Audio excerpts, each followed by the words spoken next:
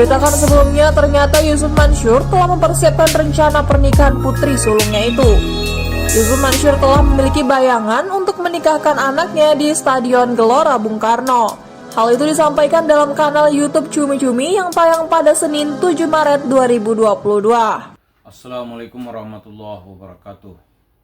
Para pemirsa, ini setiap kita ikuti potongan-potongan video Yusuf Mansur yang dia upload di channel YouTube-nya, itu membuat kita itu kadang-kadang geleng-geleng kepala. Ini orang bicara pakai nalar apa enggak? Misalnya ya, Yusuf Mansur itu ngotot mau menikahkan putrinya Wirda Mansur di Gelora Bung Karno dan live di TV 24 jam. Ini tentu saja sebuah halu-halu yang nggak tanggung-tanggung. Kenapa? Yang pertama, itu seperti diakui Yusuf Mansur, calon suami anak itu masih dalam tingkat doa. Artinya belum ada kan? Kalau belum ada, dia sudah meniatkan akan dilaksanakan di Gelora Bung Karno. Ya, masih di awang-awang lah. Terus yang kedua, anak itu nanti menikah dengan siapa?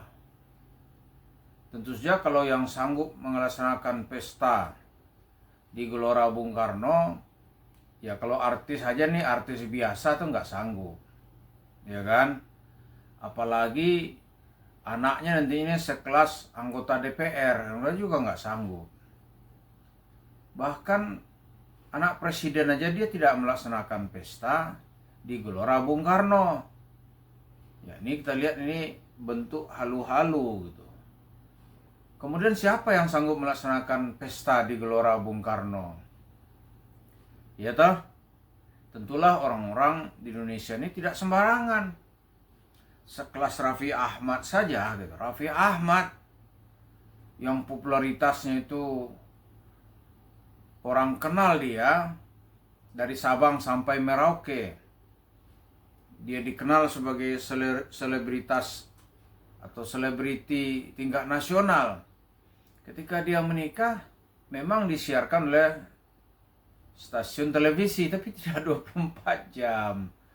Pas prosesinya itu saja. Kemudian acaranya tidak digelar di Istora Bung Karno. Nah, Yusuf Mansur tetap mencitrakan diri sebagai seorang tokoh agama, gitu. Agama Islam. Tokoh agama Islam, acara apa yang dilakukan sebesar itu? Apalagi di tengah situasi ekonomi yang tidak baik-baik saja. Lalu orang membuat pesta sebesar itu, semeriah itu, dan berapa duit yang harus dikeluarkan?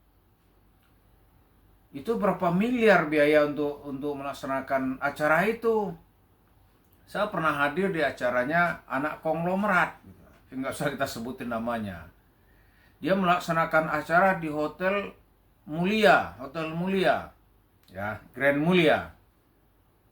Itu di dekat dari gedung DPR gitu. Desas-desus yang kita dengar ketika itu untuk biaya prosesi pernikahan sampai pestanya gitu. Dia menghabiskan uang 100 miliar rupiah. Waduh, ini kalau Yusuf Mansur berapa? Itu baru di hotel gitu ya. Di hotel, ini di Istora. Banyak sekali duitnya. Kata Yusuf Mansur, ente nggak tahu, aneh aja, duit mah banyak, gitu kan?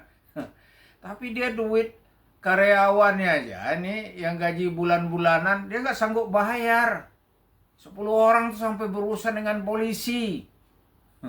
Gaji yang tertunggak itu hanya 10 orang.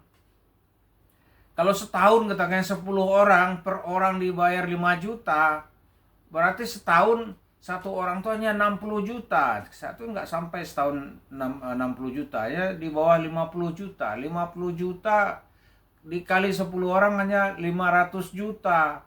Karyawan nggak dia kasih itu gajinya. Bahkan jangan cerita THR ya. THR ada urusan ente, paling gitu kan.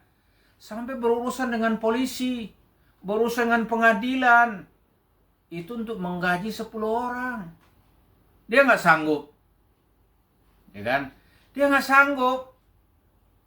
Ini mengusahakan pesta di Gelora Bung Karno, lalu disiarkan live di televisi 24 jam. Ini kan cerita ngawur ini. Berapa biayanya? Dengan siapa gitu? Dia nggak sadar dengan cerita itu, orang takut itu mau melamar anaknya. Berapa biayanya nih, kan gitu kan? Padahal perkawinan atau pernikahan itu ada nilai dalam syariat itu disebut dengan sekufu. Gitu. Sekufu misalnya termasuk dalam hal kekayaan. Kalau calon mantunya, maaf gitu, orangnya dalam bahasa ekstrim ini, orang biasa, lalu dibuat pesta sebesar itu, ya rendah diri dia, merasa minder dia. Lalu orang takut kan gitu kan? Takutlah kita kalau begini nih gitu. Dan itu yang nggak disadari oleh Yusuf Mansur demi menampakkan popularitas dirinya. Atau yang kedua, memang duitnya mungkin banyak ya, yakin orang banyak gitu. Karena dari duit Paytrend itu dulu kan dia cerita nilainya 4 triliun. Realnya berapa kan nggak tahu. Ya kalau nilainya masih ada 2 triliun, 2 triliun dia keluarin 10%, ya kan, 200 miliar. Sudah itu dia ngemis-ngemis lagi ke masjid-masjid. Jadi ada hal yang paradok yang perlu kita clearkan. Supaya apa? Supaya semua kita itu merasa yakin bahwa apa yang diceritakan oleh Yusuf Mansur itu omong doang. Atau bisa juga dibilang itu hanya khayalan dari orang-orang yang sakit jiwa itu makin tinggi gitu. Grade-nya itu makin naik.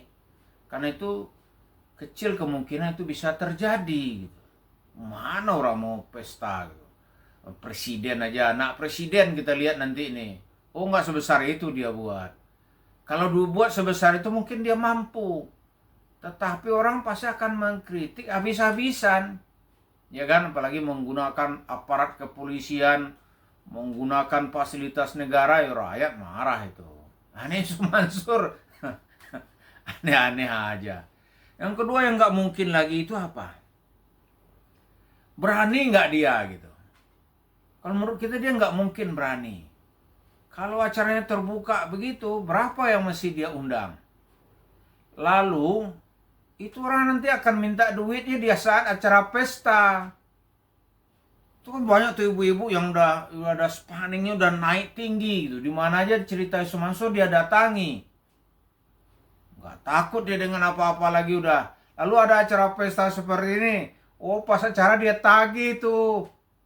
Pak Yusuf Mansur atau demi menghormati Ustadz, duit aneh mana gitu kan. Ini mau bayar uang sekolah. Mau bayar membeli susu anak kami. Mana duit antum ternyata banyak gitu. Oh, ngeri dia.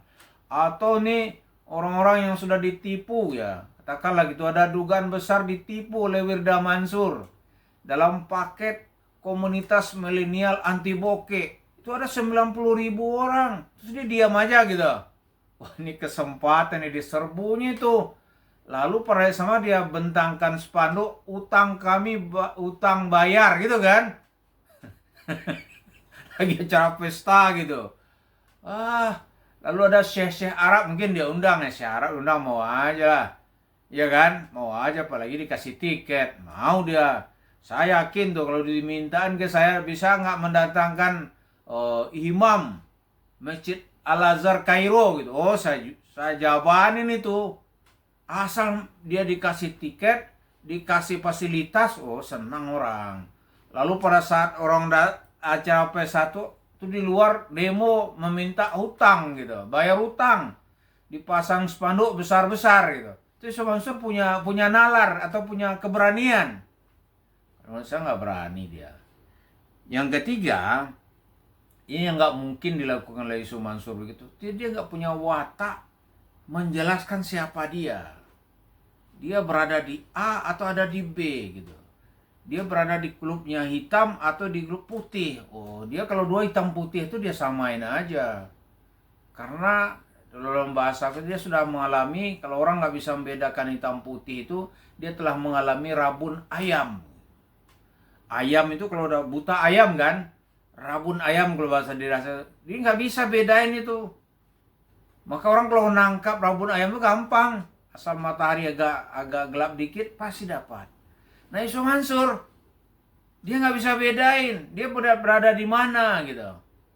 Wah itu ngeri itu. Jadi nggak mungkin dia melaksanakan acara seperti itu dari banyak sisi. Itu pasti akan menjadi keributan.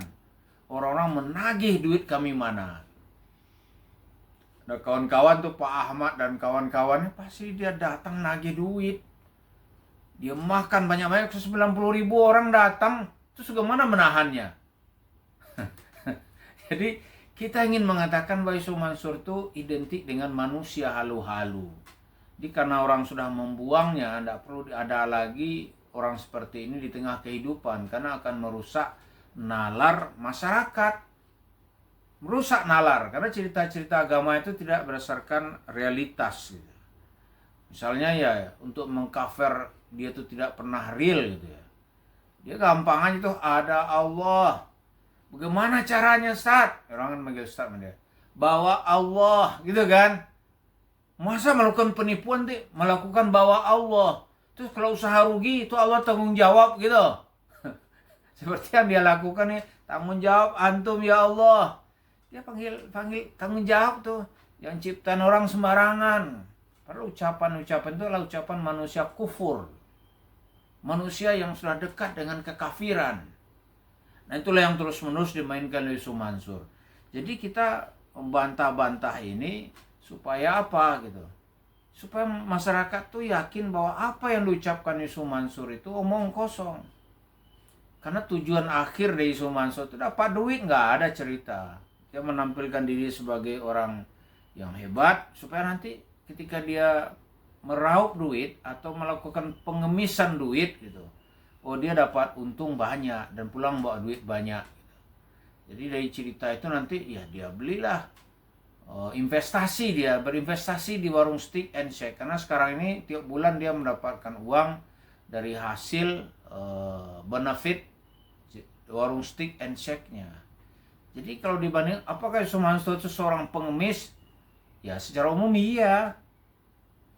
Tapi bedanya apa? Kalau pengemis yang Bapak Ibu temui itu dia jalan-jalan, dia begitu dapat duit, dia bawa pulang, dia bangun rumah yang bagus. Dan kalau bisa orang jangan tahu rumahnya di mana gitu.